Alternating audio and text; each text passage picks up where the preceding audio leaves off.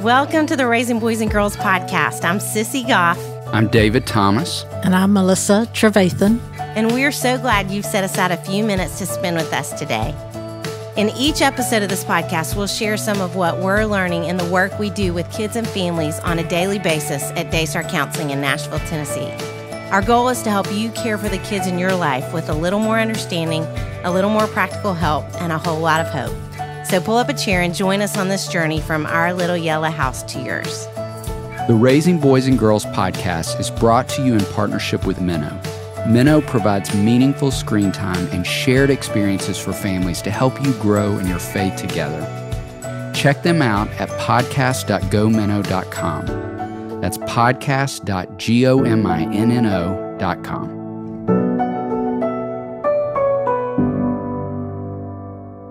Kirsten Watson is a mom of 7. Yes, you heard that correctly.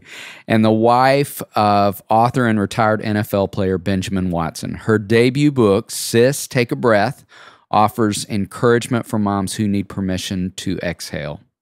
Together, she and Ben founded the One More Foundation, which is devoted to spreading love and hope to one more soul. Y'all, we are so excited to have the two of you on our podcast. This has been in the making now for 2 years. Yes, 2 years. We're so excited. So can we start off by, we all just talk a little bit about your family? Because that could take a minute or two.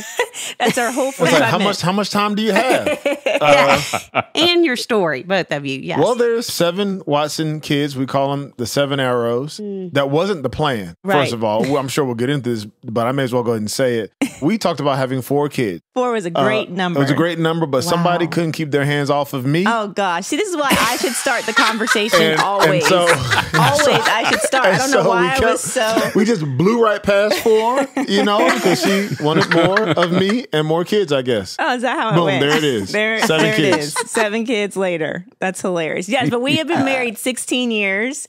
We met at the University of Georgia at the Fellowship of Christian Athletes. I was playing softball, and Benjamin transferred from Duke and knew something was better at the University of Georgia at the Fellowship of Christian Athletes. And that is how we found each other. That's a pretty accurate assessment. I saw her for the first time after I transferred, and it was one of those first university block parties to kind of jump off the year. And I saw her, didn't talk to her, but I saw her from afar. She had a halo. And but in all seriousness, she did stand out to me very much so. She had red pants on because it was Georgia, not because she was hot, but she was hot. And a crisp white shirt. And then we didn't end up really talking or dating until much, much later. But that was the first time I saw her. The rest is history. The rest is history. And tell the ages of your children. Yes. Yeah, this is the part unbelievable. I really would give over because I have to pause and think about each kid's face. So we have Grace, who is 13, Naomi is 12, Isaiah is 10, Judah is 9, Eden is 6, and we have twins, Asher and Levi, that just turned 3 years old. All of 3. Oh, y'all, I'm surprised you didn't have to write it all down. Listen, I have to see their faces and remember what month I'm in, and then I'm good. 13 to 3. Wow. I just want to bring the two of you a cup of coffee right now. I'm Please. about to get in the car and drive it there. I would take it gladly. Get here right in time for us to go pick them up from school. So we just put the 3-year-olds down for a nap, and the other 5 are at school. Whew. It's amazing. Yeah. And what is every bit as amazing, Kirsten, you have a new book out. We're going to talk in a minute about how you even had time to write a new book. No kidding. Yeah. And will you say what it is and why you felt like this book was important? Yes, it's called Sis, Take a Breath. I can't take complete credit for that. It was friends and Benjamin and the Lord who were really ultimately the Lord, he's like, you're writing a book. I'm like, I don't have time for that, Lord. You must mean someone else. And just in an act of obedience, honestly, and tons of support and the Holy Spirit really just saying, this is what we're going to do. This book came out, and it was a message that I didn't know that I had. But when writing it and thinking of stories, realizing that God was faithful through all of those years. And so Do I think it's important? I think it's a book for myself, which I feel like the more authors I talk to, I realize they write things for themselves ultimately. And it's a message for me, and one that I think many women resonate with in terms of just being really busy and being really involved and wanting to be the best and do the best in all their areas, at home, in their marriage, with their kids, at work. And how do we do that well? And I don't think we do that without inviting God into it and taking a breath of Him and realizing that we step out in a much more powerful way when we invite God into the story. And so that's really the message. It's just really a message of encouragement that, you know, you don't need anyone else's story or journey. Yours is fantastic because it's the one God gave you. And how do you do that when things are going great? And how do you do that when things are terrible and overwhelming and you feel like you can't? In all of it, God is there and He is breathing life into us. And so it's just encouraging women where they are that you can do this because you're not alone. Yeah. So that's it. I love that you use the word powerful. That is exactly right, which is obviously what you are as a mom to even manage all that you do. I don't think we've ever had anybody on the podcast who has 7 children. Oh, well, there you go. Hey, winner, chicken dinner. Now, is there a prize like in the form of babysitters that you'll be sending to us via FedEx? That's a great idea. Yes. Oh, y'all.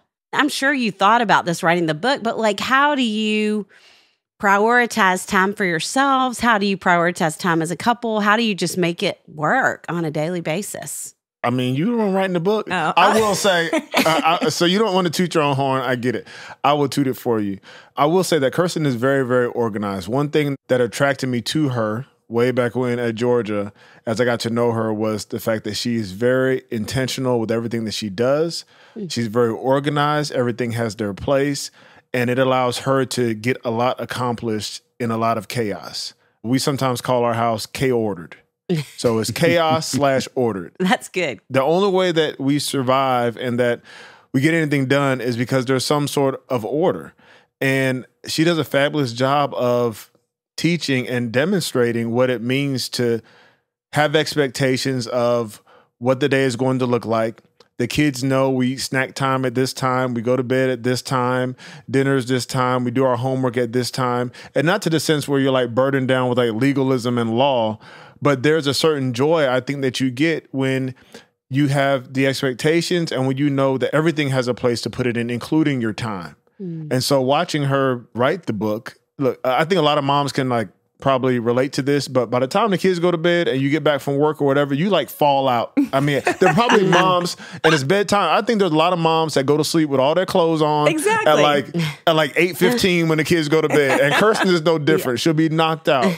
But I saw her many times staying up a little bit later, finding time during nap time, getting on calls and writing and editing and doing all those sorts of things so that she could get this project done. If you can't tell, I'm just excited for her.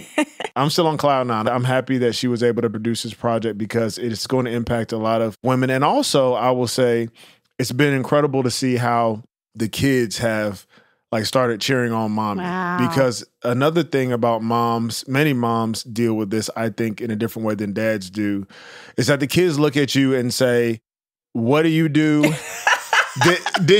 Can you do a cartwheel? Yeah. Like, Mom, I didn't know that you could actually like run fast. Like, Mom, I didn't know that you could do this. And you're looking at them like, of course I can. Like I can do a lot of things and I did a lot of things before you even born. So it's been fun to see, you know, how the kids have got behind her, and it's an inspiration really to all of us. Thank you. No, just to echo this, how do you do the time thing? I think one thing that we've done together in our household is like he mentioned our schedules. And so even if Benjamin is traveling, even if when he was playing football, like we really maintained and cultivated time what was important to us from the very beginning. And one thing I remember in the very beginning saying is like, we need to have dinner together. Like eating is very important to me. Like I enjoy food and I enjoy talking while I eat my food and having conversation. I just think so much happens around eating and around the table. Yeah. And so even as Benjamin was playing football, even as he's traveling now, it's like one thing we hold sacred is our time together around the table. So that's either breakfast or dinner. because the kids are at school for lunch.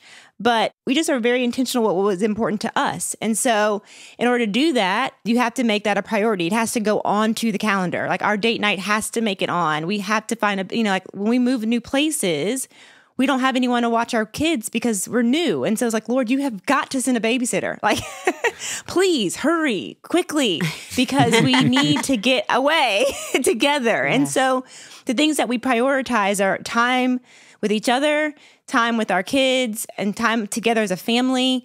And then even now, like prioritizing time with the Lord. We mentioned one of the things when we first met, before I knew who Benjamin was, one of the first things he said at an FCA meeting was, my dad always told me that when you're in a relationship, you should be on one side, she's on the other side, and God's at the top of the triangle.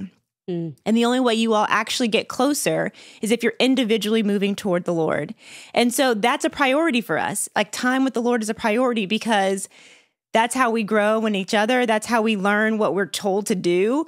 And that's how we hear from the Lord. And so like right now we're reading through the Bible together in a year, and we don't read it literally together, but it's, we'll be in passing, like he'll be, doing something and I'm doing something else. I'm like, did you read what he said about this? And we're like preaching each other's sermons over what we've read. And like, did you catch that? Did you catch that? And I think those are the things, by prioritizing those things in those big buckets, it allows everything else to kind of fall into place. I hate to say it that way because it's totally K-ordered. So it's not perfect, but it's like the main things get taken care of and everything else kind of just happens or has to get altered or someone is sick. But it's like we still prioritize the main things that are important to us. Yes. I love that's that. wonderful. Okay, I do have a really specific question. Yeah. Do you have one babysitter at a time? Right now we have no babysitters. I was thinking people probably had a tag team or something. I wish we had a tag team going on. Never in our 16, well, I guess we've been having kids since 13 years. We've relied on our moms who never lived with us. So if we had to go somewhere. And never lived close to us. I mean, this is the first time we've been within driving distance of any of them because we've lived, so far away from the South. Yeah. But what is funny, Sis, is, sometimes we'll try out a new babysitter and they'll say, yeah, I can do it. Oh, I'm good at this. I've been doing this for so long. Like, okay, well, we're going to try you out. So you come over, hang out with the kids. We're going to go. We'll be gone for maybe 45 minutes to an hour just so you can get a little taste. And we'll come back sometimes and the babysitter will be almost in like an Olympic track stance. Running. No, that was one time. ready to go. Like, I've had enough. Their hair is all over the place. They're like... That did happen one. And I wanted her to stay. But it was 4 kids that were 4.5 and under. Yeah, back then. So this is when she was in the running stance. So I got home and I saw her face and I was like, oh, this is not going to work, huh? And she's like, I think it's not going to work. But Lord has always sent us one person in every city that we've lived in. He's always showed up.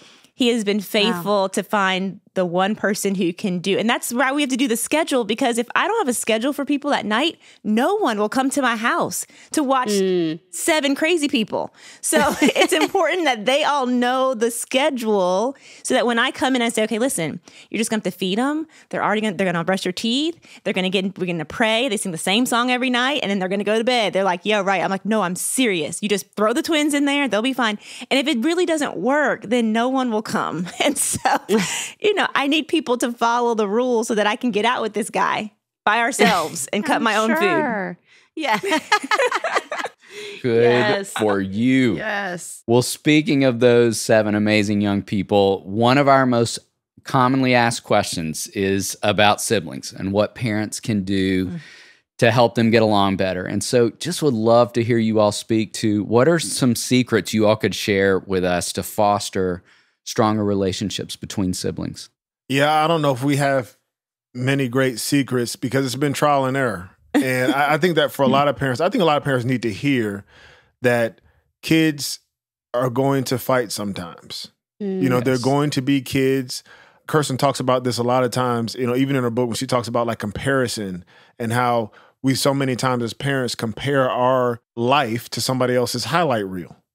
And we're all guilty of putting on, on social media when the kids are getting along and having fun. Well, sometimes we need to put on there when they're fighting so that people know that that's normal, that there are these types of rivalries. But one thing we've also tried to do is whenever one of the kids is involved with something, everybody needs to go support. My oldest daughter is really into ballet. She's on point. She goes 5-6 days a week. Another daughter was into soccer, and my son was into flag football. Whatever they do, we want all the kids to come and cheer them on because that's their brother or sister. And so it's one thing if you're at home, you're not getting along, that's going to happen sometimes. But when we go outside this house, we want you all to be the biggest cheerleaders of your brothers and sisters' success because we believe that's going to last a lifetime. They need to appreciate how they're all made differently, appreciate their different talents, and also appreciate the fact that if nobody else is going to cheer you on, there should be 9 people, well, 8, because they're minus themselves, that are going to cheer you on in this household. And whatever you're doing, they should be able to rely on that. So that's one way we try to do, especially when it comes to the different activities that they're involved with. Yeah, I would say another time that comes up, and this is probably the first year that it didn't happen, is with birthdays. So clearly we have a lot of birthdays in our house. And I remember very early on a child saying, well, to Benjamin specifically, well, do you not love me as much when it's not my birthday? Because it seems like we're like doubting on the person who, we're celebrating. And so we've always been intentional about conversations saying just because we say good job to one of your siblings does not mean we're saying bad job to you. Once a year, we'll all have an opportunity and you'll be the person that we're celebrating. And so just really, like Benjamin said, not comparing is a big thing. But also, when a kid goes through something hard, sharing that experience with our other kids. So it's not only the successes, but it's like, hey, this is really challenging. Like you're having a problem with a friend. Like how do we step in and support? Then you'll hear my kids say like, wait, who's being mean to you? Let me see them in the hall, they'd whatever. Be ready to fight. And they're ready to so it's having those conversations with them and saying, guys, when one person wins in this house, we all win. And so we should all be on board. And also another thing we do is we recognize when we do feel like there's jealousy and we call it out. I say, listen, if there's any time that you're feeling this way, like you're not getting the attention that you need or you're feeling jealous of something, like, let's talk about it. And so we just put it out on the table. Like, why is your attitude changed? Why does your face look a little different? Then you have those conversations and so you don't give it power. And so I say, if you are jealous of your sibling for something or you wish you had something, it's better to go and acknowledge it than letting it sit inside of you and take root. And then it becomes something else. Then you're going to end up sinning because it doesn't play out well. So let's just call it what it is. Go tell your sibling, hey, I really like this new toy you got. Can I play with it too? And let's deal with it from there rather than letting things fester. And plus, all of our kids share a room. And they will continue to share a room for a lot until they get out of my house. All of them share a room with one other person, or they're all in the same room? They're all in the same room. They're all way over there. No, and we say, you stay on that side of the room and don't you dare come over where we are right now.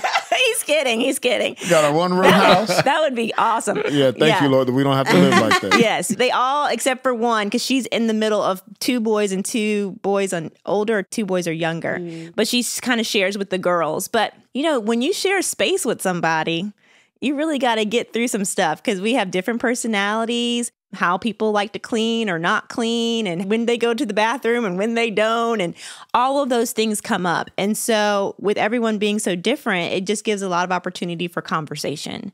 And so I hope, there's many things I hope our kids walk out of our house with, but I hope they understand that conflict happens. And we're not afraid of it. We're just going to talk about it. And we may walk away disagreeing, but we still have to respect each other. Yeah. I think that parents have a lot of power that we don't realize when it comes to sibling rivalry. And one of the biggest things I think, especially if you have multiple children, even if you have 2, if you have more than one, I think that this may be an issue. I'm always trying to be mindful and don't do it very well, but trying to spend significant time with each child, affirming their interests. And also, we all as parents, as people, have a certain bent towards what we want to acknowledge and what we want to lift up from our kids. For example, if you're a dad and you love sports, you may have a kid that really loves playing sports. And so you're there, you're cheering them on. Then you have another son who wants to get into dance, or another son that's really into art and into music, and that's really not your thing. So how do we as parents make sure that we affirm them in their specific talents and make their talents and their interests feel valuable, not better or worse than anybody else's? And I think that that's kind of a constant check that we have to have as parents, because we can actually breed jealousy and envy into our kids as they fight for our affections in the different spaces and the different desires and talents and things that they're involved with if we're not as parents also, affirming them and cheering them on, whatever it is. That's good. Love that y'all are so thoughtful about that. The Raising Boys and Girls podcast is brought to you in partnership with Minnow. Did you know that Minnow has an award-winning children's Bible? Written by VeggieTales creator Phil Vischer, the Minnow Laugh and Grow Bible for Kids is more than a children's Bible storybook. It's a deep, engaging, and whimsical gospel experience. Each Bible story is vividly illustrated, takes just minutes to read, and includes a family connection to encourage readers to learn, talk, and pray together. Find out more at shop.gominnow.com. That's shop.gominno.com. This season of our podcast is called Modern Parents Vintage Values. And if y'all had to say a vintage value that you think kids struggle with today more than ever before, what would it be, and what do you think we can do to help? I had kind of a couple. One of them, I think, having the ability to talk to people and adults and respecting that there's humans around you and you are not the center of the universe. Yes. And what do I mean by that? I think because of, technology, and I think kids not playing outside as much. The joke is that we had to we'd go outside, our parents wouldn't see us, we'd be with the neighborhood kids, doing all the bike. I remember being in a bike club and a creek club. We put on our boots, we would walk through the creek, and then we would just come home when it was time for dinner in the summertime. And I think we don't do that as much for several reasons. But because of that, I don't know if our kids really know how to communicate. If you look around a table, if you go out to eat or somewhere, it's like everyone's kind of on their phone. And so I think one of the vintage values that I want to bring back or make sure our kids have is the ability to hold a conversation, to look someone in the eye, to give them a firm handshake, to stay in, stay close, have a conversation, and then walk away and not feel as though it's awkward or I just don't know how to talk to an adult. And I don't know how to just have conversation with people their own age. So I think that's one value that I think we need to bring back. Yeah, I think respect goes along with that as well. The looking people in the eye, that sort of thing, just having respect for other people, especially adults. I would say something that I think it wasn't perfect back then. I hate to say, it was so great back then, and it's not now. I would say people still didn't do this, but finishing what you start. We talk to our kids all the time, like, look, if you're going to be involved with this team or this sport, if you start it, you're going to finish it. Now, you don't have to do it next season if you don't want to do it anymore, but you're not quitting halfway through. That is not an option. You're going to finish it. You're going to try to get better. You're going to be there for your team, or if you're an individual, whatever it is, you're going to finish what you start. I think there's great value in committing to something. And so I guess the value there is finishing, commitment, perseverance, determination, all those things kind of rolled into one. That's a lot of values. It's a lot of values. But I think that's something that we have to be intentional and actually expressing that to our children, because they're presented with a lot of off-ramps to their commitments right now. That's good. Yeah, I think along with that would be the value of losing or something being hard. Yes. Good night. Let's let them lose. They learn so much. No, everybody doesn't get a trophy. You do not You lost. get a trophy. You don't get a trophy. Exactly. You lost. It's okay. It's okay. And it's better. Gosh, that's the other one that kind of turns me the wrong way if everyone's getting the trophy. And I'm like, well, okay, but you didn't win. It's not that winning is, it just, there's something that ignites in our kids. Like we've seen it, like when we had a kid who was running track and she thought was really good at one place. And then she didn't win. And she looked at me, she was like, I don't want that to happen again. And so then it's like, Daddy, come run with me every day. Come do this. I'm going to do my sit. And it built in her a desire to do better than what she had previously performed. And so that desire and that fire and that fight is something that comes when you don't win all the time. I think that would be the other one after you just said all those 15 values. I'll add that one. I inspired you, huh? You inspired me to say another one. You two are so fun to talk with. What would you say, building on that, is something that was true about life when you were growing up that you wish was still true today? I think you mentioned what I was thinking anyway, but like the riding bikes. Oh, yeah. And it's not true for our kids. Where we live, we have some space. it's not the same type of neighborhood that I grew up in. I do talk to other parents and they're like, yeah, my kids ride bikes. They do that all the time. So it's not that it's not happening right now, but there is more opportunity to be inside and be involved with technology. And that's not all bad. One of the great things that God did for mankind was give us the ability to do things better and to innovate and to create different things. And so the technology isn't all bad. But when I look back at, riding bikes, and the way you knew where everybody was you rode around, you saw a bunch of bikes sitting outside in the yard. They're like, oh, everybody's there. That must be where, that's the house. That's where we need to go. They must have the Kool-Aid over there, or somebody might be playing Nintendo. So that's where we would go. Yes. And so just this idea of kids living in community and having those types of adventures, it does still happen for sure. But it's something that even when I look at our context with our children, that I wish for them to have a little bit more of. Yeah, I was going to say something similar to that. You kind of took mine a little bit with the whole idea of community. I got one for you. Oh, no, I do have one. You can eat food without worrying if it was GMO, organic, That's true. BPA. You were just happy to eat. And you weren't even worried about nothing when you were a kid. You just eating food. Like, it tastes good, I'm going to eat it. I know. It didn't have to be organic. Exactly. And for a foodie, that was like a weight off of your shoulders. That was so like, freeing. You ain't got to worry about none of that so stuff. Freeing. You know, one thing I think back in the day, like we're sold, I think if you had an opinion that was different than someone, you knew to not say it, to say it in your household and leave it there. Yes. Or, you just let it go. Like now you just feel like your opinion has to be heard. Like I go through social media. I'm like, you really could have not said that. Like if you don't agree, you just keep scrolling. You don't have to stop and put all this energy into being so extra and negative. And so I think we would disagree with something and, you'd hear it around the table or you hear it, and then you just change the channel. You didn't go and vent somewhere else. I wish that would come back because I think we've lost a little tact. And I think we've lost the ability to disagree and not feel like you have to be completely canceled out as a person. And it's okay to disagree, and respect each other and still walk away and still maybe not agree completely, but just not feel like the person needs to be wiped off. She low-key talking about me. I am not talking in front of my about face. you. I am not talking about you. You trying to talk about? No, okay. never. All right, I didn't know.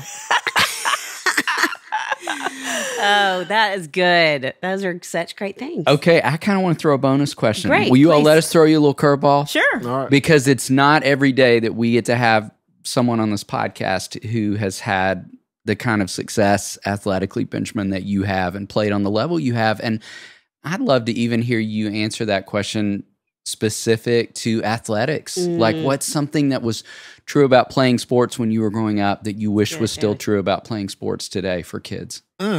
Okay, here we go. In talking to a lot of parents, they feel tons of pressure to get their kids involved super duper early, and not only involved, but very specialized. Yeah. And that's changed a whole lot from when I was a kid. When I was playing youth sports, I played 1 year youth football, but I didn't really start playing organized football until high school. But I played a lot of soccer growing up, some basketball here and there. But now sports are year round. They're very expensive. They're very expensive. Yes. People have, trainers, even kids have trainers. Even when I was in the league, my 16 years in the NFL, I would talk to trainers that I had, sports therapists, even surgeons, and they'll say, who keeps me in business is people doing CrossFit, but it's also kids who are having overuse injuries. Yes. Like there's no reason for a kid to have an overuse injury. And so there's kind of this weight that I'm seeing where a lot of parents feel like if I don't get my kid involved right now and I don't have them involved 100 hours a week, they're not going to make it to whatever that next level is that we want them to make it to. Whereas before, I never, even in looking at my parents, now my parents had the money to put me in some of these things, but there wasn't the pressure. You were able to play a multitude of different sports. You're able to go play outside. It wasn't as focused on a single sport. That's something that's changing rapidly. And I think that part of it is because kids have videos, they have highlight films. Colleges are more expensive, so a lot of parents want to get their kids scholarships. There's just a larger pressure, I think, for kids to be involved a lot that there just wasn't when I was growing up. Mm-hmm. Yeah, because did you just say you didn't start playing football until high school? Yeah, not organized football. I mean, we played in the yard, we played in the street, tackled each other on the concrete. Right. I mean, we played, but yes, as far as actually being on a team and tackling people with pads on, having pads, it wasn't until then. And look, every sport is different. I do know that there are some sports where, look, you've got to be involved a little bit earlier. For example, gymnastics, ballet. I mean, even, tennis in some respects. I mean, there are certain sports where it benefits you as a child to start learning them. But when you're seeing parents that are, fighting referees or those sorts of things, I think it's gotten a little bit too far, a little out of hand. Yeah. Yeah. Thank you for saying for that. being willing to speak to that. Yeah. Yep. So, okay, let's go old school fun for a minute. So tell us something when you were growing up, each of you, that you loved, like a band, a book, a show. It could be anything. Just one of your favorite things. I loved roller skating. Oh, I could see you on roller skates. Listen, I was dancing, and then we would go to a place called Sparkles roller skate. I would love when someone had a birthday party there, and you'd have the races. Then you get the free Coke if you won, Whoa. And then you do the hokey pokey. I hated how the roller skating rink smelled. You'd go in, and you're like, oh, it smells like feet, but then it would just go away, and then it was fine. So I really did love roller skating as a kid. Oh man. I'm going to be like you right here and point out a food. Oh, what? Well, it might not really be food, depending on the ingredients. But in Columbia, South Carolina, we lived there for 3 years. My dad was in seminary, and he would come home sometime, and he would either bring ice cream with him, and he walked through the door. He'd say, ice cream, you scream, and we all scream ice cream. So he would bring ice cream home sometimes, or what was even better was we would go to this place, and they would actually have dipped ice cream cones in chocolate. So you would get your vanilla ice cream, it'd be on a cone, they would dip it in the chocolate right in front of you and pull it out, and then we sit there and eat chocolate-covered ice cream. I mean, you probably never heard me say that before. I don't think I've ever heard you say that before. And do you like how I described it? You described it really well. I did. Yeah, it made me think of my thing, which was McDonald's fries growing up. Oh yes. That was the you can best. You can still get those, but now you don't. But now you know too much. Completely. I know. You can't sell out. You can't sell out like you wanted to before. This is true. They're like the perfect degree of crispiness. They are. And I remember thinking, wait till I get my first job. I'm just going to buy a whole large and sit in the car and eat a whole large by myself. And I just thought that was just so grown. Yes, the goals. Our goals were a little different back then. 100%. You all thinking about modern and vintage as we've been talking, we have never seen parents as weary as in this season. And just would love to ask you, what kind of hope would you want to offer parents today? Well, I think my encouragement would be to moms specifically is that you were already thought of to do the job you're doing. And no one, and I mean no one, no pastor, no youth leader, no hero that your kids look up to can do it better than you. And you've been equipped, you have been designed, and there's no tricks to the trade. It is hard work. I mean, we labored, moms, these people labored them into the world, and it does not get easier. It just gets different. And so my encouragement for the weariness is to stay in your word, to ignite the power of the Holy Spirit that is within you. And again, it doesn't make the outcome different. It doesn't make the weariness different per se, but it allows you to endure better. And so I would just encourage you to just find some community, stay in your word, try as much to be on the same page with your partner if that's your situation, because a lot of that I don't have to bear by myself because of Benjamin, thankfully, that we do it together as a team, and I wouldn't want to do it with anyone else other than him. And so just step in those areas where you feel inadequate and be honest. Because I tell my kids all the time, like, I have never had a 13-year-old. I don't know what I'm doing. But you have to trust that when I say no to something, I'm doing it because I've gone before the Lord. Me and Daddy have talked about it, and I'm making the best decision that I know to make. And if I'm wrong, I will admit it. But as long as I feel like this is where we're going to go, please just trust me that I'm making the right decision. And so the honesty in that I don't know what I'm doing, I don't have it all together, allows me to be free, and it allows me to have what I would think is a good relationship with my kids. It doesn't seem superior, but it's honest and real, and it's in real time. The weariness will happen, but man, that's when the enemy loves to come and have a field day. So just be powered by the Holy Spirit, know who you are and your identity is. I think when we know that for a fact, and when that is reinforced by reading his word, it makes us step out into parenting a little bit differently. It allows us to look at challenges and trials differently, knowing that we're not alone in it. Yeah. Sometimes weariness is because you are overcommitted.